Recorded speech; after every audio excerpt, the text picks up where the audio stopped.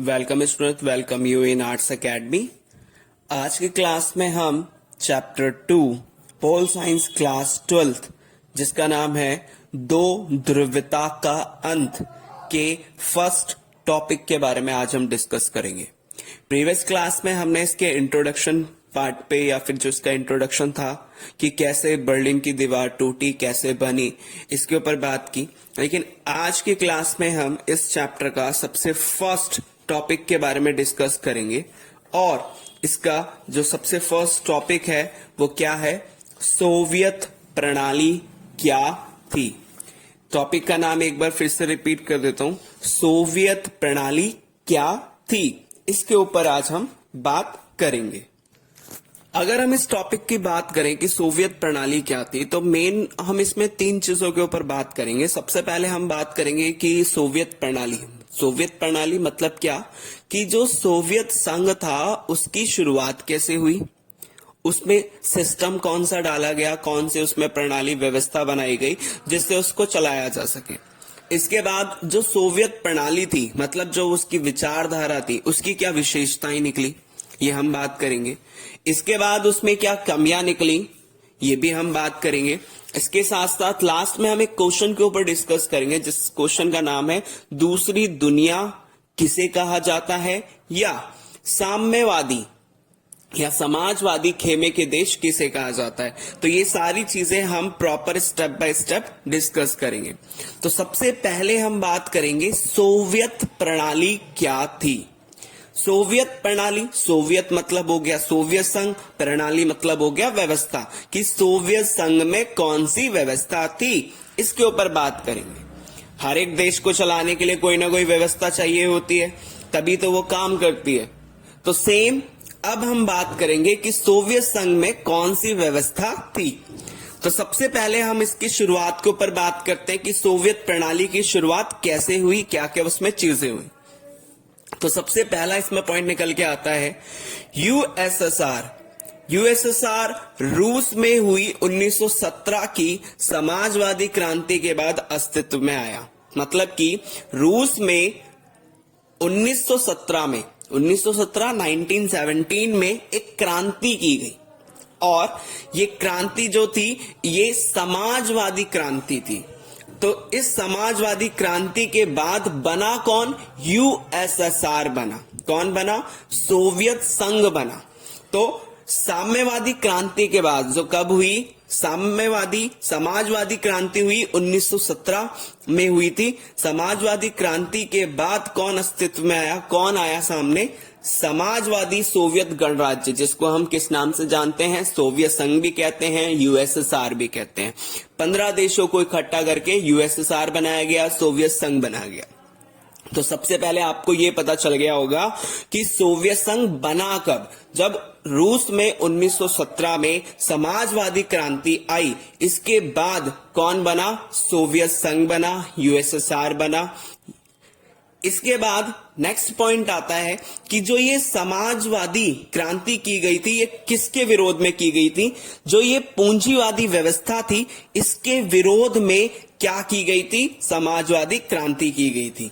मतलब कि यह जो क्रांति की गई थी, समाजवादी क्रांति हुई थी, वो किसके विरोध में हुई थी, पूंजीवादी व्यवस्था के विरोध में की गई थी।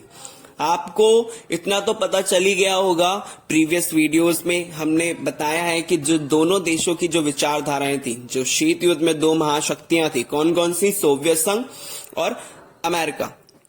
तो सोवियत संघ की विचारधारा क्या थी, साम्यवाद समाजवाद थी। इसी के साथ साथ मेन अगर हम बात करें दूसरे देश की, दूसरी सुपर पावर की बात करें, दूसरी महाशक्ति की बात करें अमेरिका की, तो अमेरिका की लोकतंत्र और पूंजीवाद थी।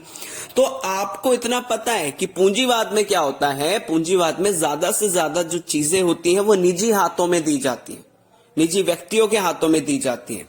लेकिन समाजवादी में क्या होता है कि सारी की सारी संसाधनों पे, सारे के सारी संपत्ति पे, प्रॉपर्टी पे ज्यादा से ज्यादा अधिकार किसका होता है, सिर्फ और सिर्फ सरकार का, कि सरकार सभी चीजों को नियंत्रण करेगी। लेकिन पूंजीवाद में ज्यादा से ज्यादा चीजें निजी हाथों में, निजी व्यक्तियों के हाथों में दी जाती है। तो यही किया गया कि उस टाइम पे पूंजीवाद बहुत ज्यादा फैल रहा था, तो इसी के विरोध में एक रूस में क्रांति चलाई गई थी 1917 में, जिसका नाम क्या था? समाजवादी क्रांति। और ये किसके विरोध में की गई थी? पूंजीवादी व्यवस्था के विरोध में की गई थी। इसके बाद आ जाता है, यह मानव इतिहास में निजी संपत्ति की संस्था को समाप्त करना चाहती थी। मतलब कि पूंजीवादी व्यवस्था में क्या था कि ज्यादा से ज्यादा प्रॉपर्टी जो होगी, ज्यादा से ज्यादा संपत्ति होगी, वो निजी हाथों में होगी, निजी व्यक्तियों के हाथों में होगी। लेकिन समाजवाद में ऐसा कुछ नहीं है। वो इस चीज को खत्म करना चाहती थी और समाज में या समाज को समानता के सिद्धांत से रचने की कोशिश करती थी, या कोशिश की इसने क्या किया? जो निजी पूंजीवाद में क्या होता था? पहले के जब समाजवादी नहीं थी तो पूंजीवादी थी, तो पूंजीवादी में क्या होता था? पूंजीवादी में ये होता था ज्यादा से ज्यादा चीजें निजी व्यक्तियों को दी जाती थी। एक व्यक्ति, एक बहुत बड़े जमीन पर एक किसी व्यक्ति का अधिकार होता था। लेकिन समाजवादी उस तरह के अस्तित्व को, उस तरह की संस्था को, निजी संपत्ति की धारणा को, उसको खत्म करके समानता लाना चाहती थी और इसी से पूरे समाज को बनाना चाहती थी।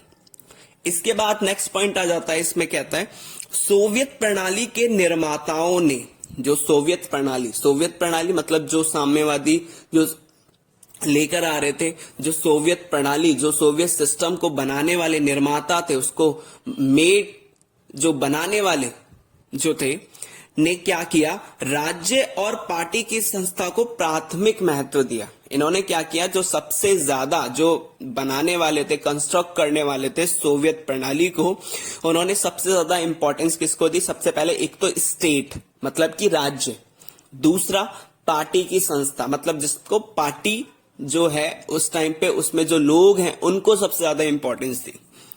इसके बाद सोवियत राजनीतिक प्रणाली की धुरी कम्युनिस्ट पार्टी थी। वहां पे सिर्फ एक ही पार्टी थी और उस पार्टी का नाम क्या था? धुरी कम्युनिस्ट पार्टी ये नाम था। वो भी किसका? सोवियत संघ में जो थी।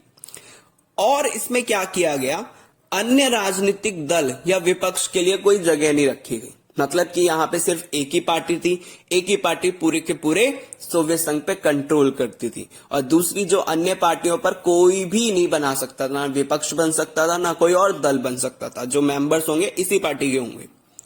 इसके बाद अर्थव्यवस्था जो यहां की थी वो बिल्कुल योजनाबद्ध थी और राज्य के नियंत्रण में थी। ऐसा नहीं था कि यहां पे जो अर्थव्यवस्था थी वो बिल्कुल ही, ये ऐसा नहीं किया गया कि हाँ उसको काम करने के लिए सोचा नहीं गया। पहले उसकी प्लानिंग की गई और फिर उस पर फोकस किया गया, उसके गोल सेट किए गए। ऐसी व्यवस्था यहाँ पे इन्होंने स्टैब्लिश की, यहाँ पे ऐसी व्यवस्था इन्होंने लगाई कि यहाँ की जो इकोनॉमी थी, अर्थव्यवस्था थी, वो पहले बिल्कुल अर्थव्यवस्था के लिए ये बिल्कुल योजनाबद्ध थी। मतलब कि वहां पे अगर कोई भी योजना लाई जा रही, कोई भी वहां पे सुधार किए जा रहे हैं तो उसके लिए पहले योजनाएं बनाई जाएंगी और फिर काम किया जाएगा।